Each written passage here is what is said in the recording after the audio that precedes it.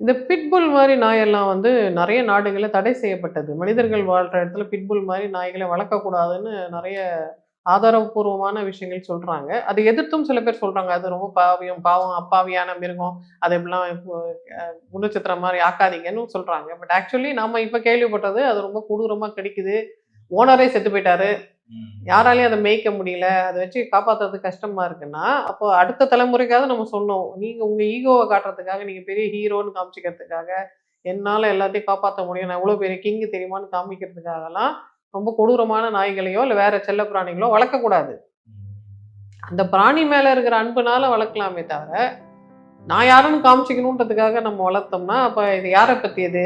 நாய் வளர்ப்புலயும் ஒரு பெருமை இருக்கு. நாய் வளர்ப்புல ஒரு ஸ்டேட்டஸ் இருக்குது. எந்த ஜாதி நாய் வளர்க்குறாங்க. எந்த நாய் நீங்க வளர்க்குறீங்களோ, உங்களுக்கு அந்த நாய்கிட்ட இருந்து ஸ்டேட்டஸ் திருடுறதெல்லாம். ஸோ ராட்வீலர் வச்சிருக்காங்கன்னா, அது ஸ்டேட்டஸ். நான் அது சும்மா சாதாரண நாய் தான் வச்சிருக்கேன்னா, அது ஸ்டேட்டஸ் இல்ல அப்படின்ற மாரி. அத வெளிய கூட்டு போகும்போது அந்த வாயில கவசம் போடணும் அதெல்லாம் சொல்றாங்க. யாரும் கேட்கறது இல்லையே! உண்மையிலே அதெல்லாம் செய்றது அவசியம் தான். ஏன்னா, எப்ப என்ன அசம்பாவிதம் நடக்கும்னு தெரியாது. இந்த ஒரு வருஷத்துலயே நீங்க பார்த்தீங்கன்னா, நெறைய டைம்ஸ்ல இந்த மாரி பப்ளிக் பார்க்ல, பப்ளிக் பிளேஸஸ்ல நெறைய பேர் இறந்து போயிருக்கிறாங்க. அதனால டாக் ஓனர்ஸ் இன்னும் கொஞ்சம் ரெஸ்பான்சிபிளா இருக்கிறது அவசியம். நான் நாய் மேல லவ் வச்சிருக்கேன்னு சொன்னா பத்தாது. அந்த லவ்வ ரெஸ்பான்சிபிளா வெளிப்படுத்தணும் இல்லையா?